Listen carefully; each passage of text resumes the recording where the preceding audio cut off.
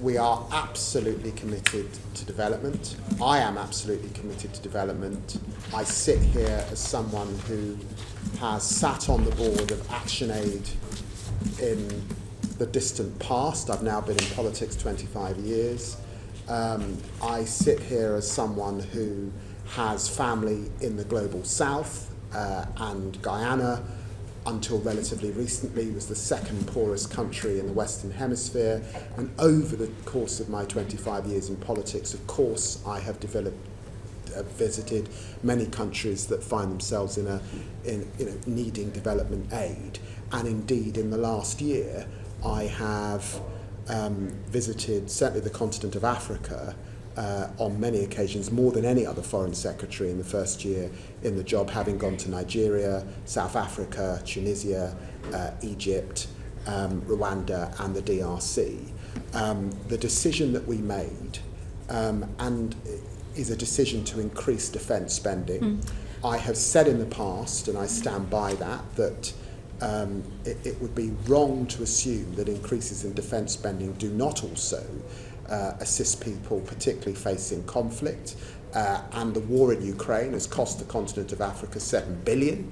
And it's also right to say that if you look at the development story, this country's contribution to the development story, going back to that period after the Second World War, then the government spend in this area is like an accordion between development at one end and soft power, between diplomacy and between hard power, of course, and defence spending. Cold War defence spending was at 7%, and spending on development was down to about 0.3%. And that is where we've gone back to. Yeah. On the ISA, I don't recognise the 2.4 figure. It's 0.3. That is what we're attempting to go down to. So what I'm not going to say or back up is a 2.4 presumption that I don't recognise.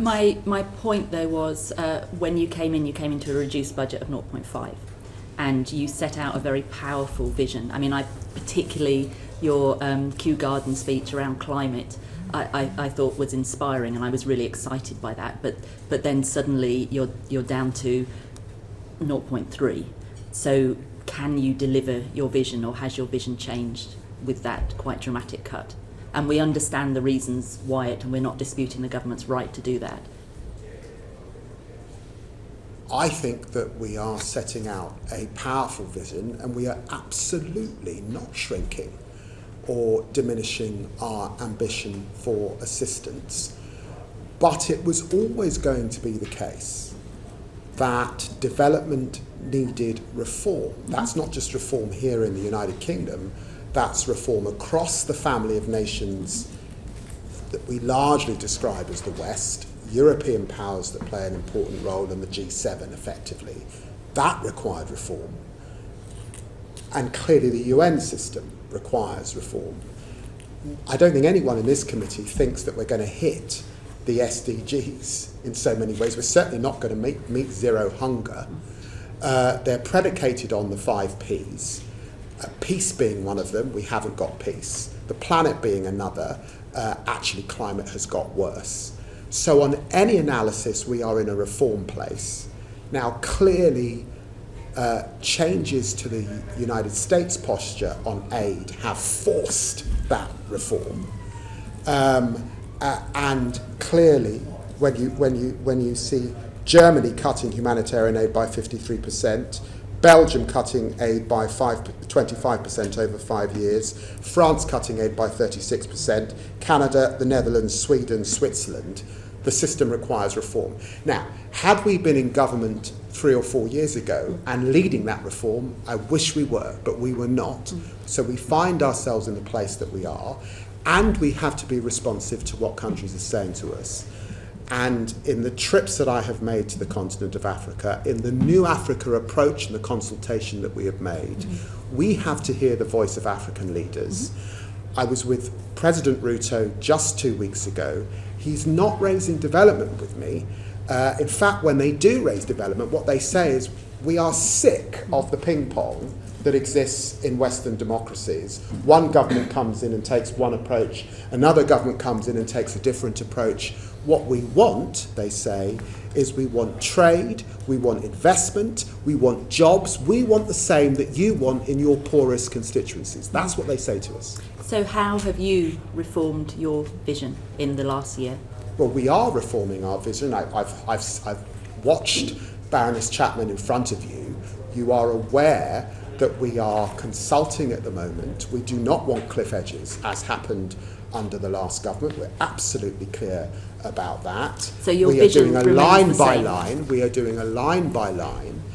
We launched the Africa approach, which we will respond to.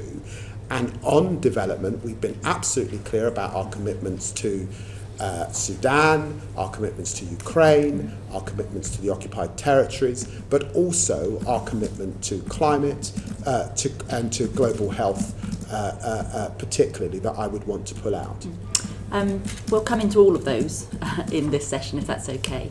But if we could start with women and girls, because that's one of the areas that has definitely, or is definitely, facing quite severe cuts. And Sorry, I missed that. Women and girls. Yes. And I know it's something that Alice MacDonald has been passionate on for a very long time. So if I hand over to Alice, please.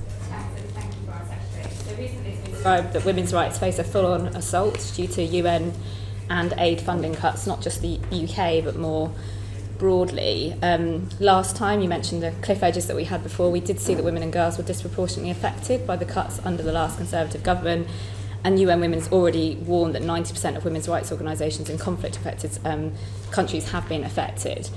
As you know, Minister Chapman has, when she listed the priorities, women and girls was not one of them, and she said there would be less money for gender equality and education, and that instead the approach would be mainstreaming. So I wanted to ask you, is that the approach we're taking, and are women and girls still a priority for your department?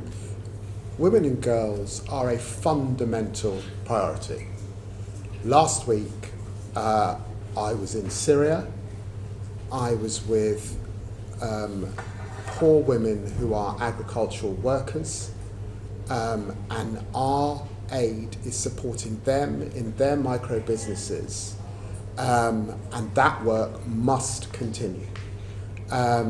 So if you're in the business of development and you're in the business of supporting the vulnerable, you have to be in the business of supporting women and girls wherever they are. In Chad, the conflict affecting Sudan is effectively affecting women and girls. In Egypt, when I sat with community groups in Egypt, refugees, they were largely women and girls. So time and time again, we come back to women and girls. That's why I appointed the most senior parliamentarian of our generation to help the department lead on women and girls, and I'm very pleased that Harriet Harman accepted that job and has taken up that opportunity to work with us. So we will continue to centre women and girls. But your question, behind your question, is a fundamental point that I've got to acknowledge, and I raised it previously. What African leaders say to me is, I'm sorry, but we cannot exist as a consequence of a ping pong in the West.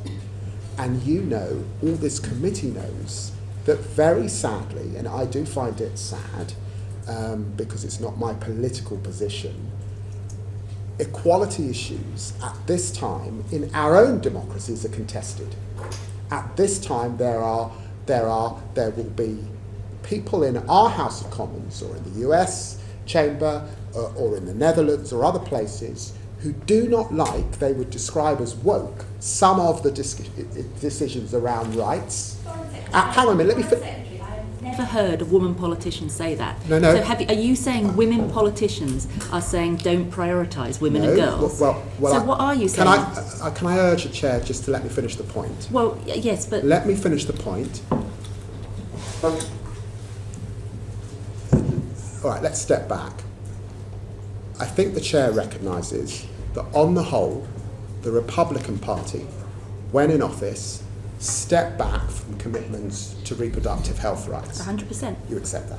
I think you would accept also that we have elected parties who have in this country a position on rights where they would describe identity politics and they would withdraw from areas around girls, they would withdraw from areas around race. They don't accept that way of looking at it.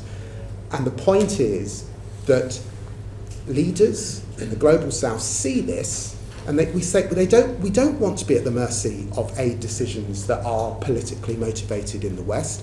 What we want is sustainable funding for girls that survives your political debates. That's what they say to me. So what do you say to that smallholder woman farmer in Syria when you say we're not ring-fencing money for her? No, I say it's for us to mainstream and to integrate that work so it is not at the mercy of who happens to win an election in the global north. So why that is what I say. So why is the UK not ring-fencing money for women and girls? Why is it mainstreaming it? So mainstreaming education, for example, if you are a girl who has been sold as a child bride, if you've had FGM so you can't attend school, why are we not prioritising girls' rights so that they can go to that school? Because if you just say, well, we've built a school, turn up, that's not going to happen in a lot of places. Well, can I just push back on that point?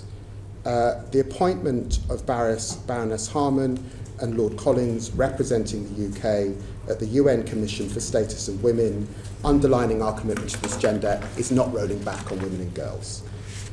In January, when I visited the Chad border and I put more money, 20 million additional funding into supporting women and girls, 88% of the refugees, women and girls, is not us rolling back on this agenda. UK funds supporting work in Gaza particularly is not rolling back on this agenda. We had a special representative preventing sexual violence at a conference which Lord Collins led just a few weeks ago, is not rolling back on this agenda. We continue to support this work, but we do have to find ways to integrate the work across all that we do to make it central and to ensure that we are working with partners, because it's not just the UK's funding. One of the things that I also want to see is better coordination right across the G7 and right across Europe to make sure that women and girls are centred. I hope that's an adequate response. Thank you. And thank you for that. I suppose I think a few of us have concerns about the mainstreaming. How will we measure it and see the impact? And you'll probably be aware that a lot of the organisations are saying programmes like What Works Too, which is really focused on tackling violence against women and girls, which obviously is a priority here, are at risk. The WISH funding, which we raised with the Baroness Chapman yesterday, still being looked at on reproductive health. So mainstreaming, yes, is a good thing, but I think there is a concern about the standalone funds. So how will we know in 4 years' time that we have actually delivered for women and girls? How will we measure the mainstreaming that is Well, there's a couple of things. One, we are committed to an equality impact assessment, and of course, in making the determinations that we have to make over the coming months, we will be looking both in the immediacy, that's 25, 26, to ensure to make sure that women and girls are not unduly affected, and then over the longer term allocation to make that assessment, and Baroness Chapman will lead on that. That's the first thing. The second thing, as I say, is to work with partners to do our very best to support women and girls. We cannot step in, obviously, in relation to the amount of money that's come out of the system with US funding particularly, but I do have to be clear that I do believe it is wrong for the poorest people in the world to be at the mercy of political decisions made in chambers in the West. And that is what African leaders say to me. And therefore, whilst I recognise that your concern is really women's rights and not losing pots of funding, in the current climate, we have also got to use our diplomatic efforts and all of our soft power to ensure that women and girls are centred. And that is what Harriet Harman's pretty articulate about how we work with women in elected positions in the countries in situ to help support other women. Yeah. And just one final specific question. I can't really talk about women's rights without asking about